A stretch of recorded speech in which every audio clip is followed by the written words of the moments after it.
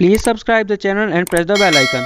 आज हम एनसीईआरटी किताबों में कक्षा 6 के लिए इतिहास की पाठ्य पुस्तक हमारे अतीत 1 के एमसीक्यू सॉल्व करेंगे। तो आइए शुरू करते हैं। एमसीक्यू नंबर 1, गेहूं और जौ की फसलों के संदर्भ में निम्नलिखित कथनों पर विचार कीजिए। तो पहला कथन क्या है आपका कि मनुष्यों द्वारा सर्वप्रथम इन्हीं फसलों को उपजाने की शुरुआत की गई। बिल्कुल सही। मनुष्यों द्वारा गेहूं और जौ जैसी फसलों को आज से लगभग 8000 वर्ष पूर्व सुलेमान और किरथर की पहाड़ियों में मेहरगढ़ जैसे स्थानों पर उगाया गया। अब दूसरा कथन क्या है कि इन फसलों के उपजाने का क्षेत्र हिमालय और विंध्य की पहाड़ियाँ थी। तो गलत। मैंने अभी आपको बताया कि गेहूं और जौ जैसी फसलों को उगाने का क्षेत्र क्या था, सुलेमान और किरथर की पहाड़ियाँ। तो इसमें से आपका पहला कथन सही है, दूसरा कथन गलत है। क्वेश्चन क्या कह रहा है कि उपयुक्त कथनों में से कौन सा सही है, तो आपको बताना है कि केवल एक सही है। तो इन चारों ऑप्शनों में से पहला नंबर आपका सही होगा। आइए अब हम चलते हैं नेक्स्ट एमसीक्यू पर। एमसीक्यू नंबर दूसरा क्या है आपका, भारतीय उपमहाद्वीप के संदर्भ में निम्नलिखित कथनों पर विचार कीजिए। पहला कथन, आरंभिक नगरों का विकास सिंधु व इसकी सहायक नदी के किनारे हुआ। बिल्कुल सही। आरंभिक नगरों जैसे हड़प्पा और मोहनजोदड़ो का विकास सिंधु नदी के किनारे हुआ। अब दूसरा कथन क्या है आपका, गंगा व इसकी सहायक नदियों के किनारे नगरों का विकास लगभग 5000 वर्ष पूर्व हुआ। तो दूसरा नंबर कथन गलत है, क्योंकि गंगा व इसकी सहायक नदियों के किनारे नगरों का विकास 2500 वर्ष पूर्व हुआ था। तो इसमें भी आपका पहला कथन सही है, दूसरा कथन गलत है। क्वेश्चन क्या कह रहा है, उपयुक्त कथनों में से कौन सा सही है, तो आप बताएंगे उपयुक्त कथनों में से केवल एक सही है। इसमें भी आपका ए नंबर।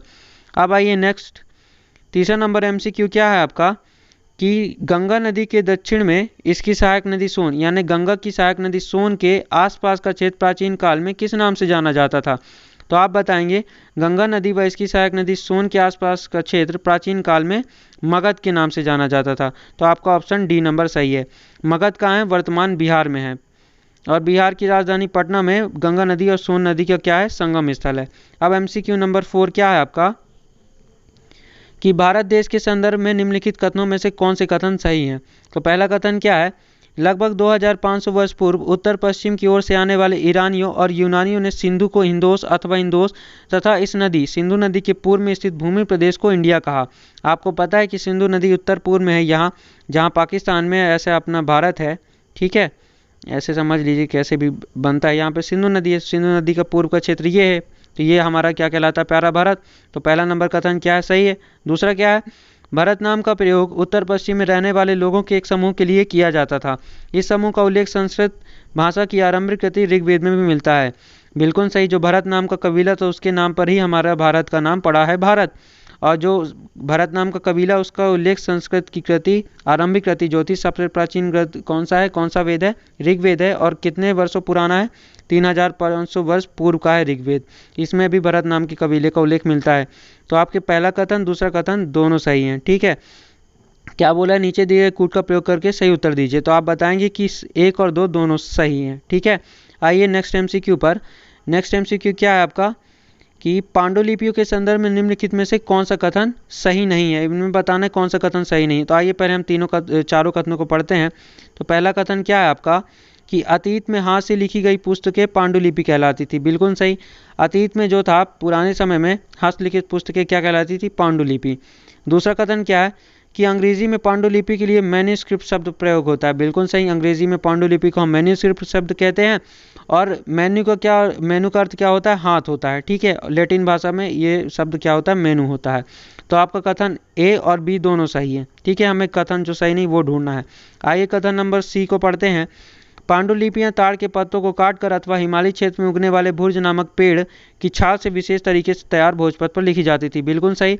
जो हिमालय क्षेत्र में हमें बिर्च ट्री मिलता है, भुर्ज नामक पेड़ को हम बिर्च ट्री कहते हैं अंग्रेजी में, तो उसकी जो खाल होती है, उसकी जो छाल होती है, उसकी सहायता से विशेष तरीके से हम भोजपत्र को तैयार करते थे और उस पर पांडुलिपियां लिखते थे। तो तीसरा नंबर कथन भी सही है।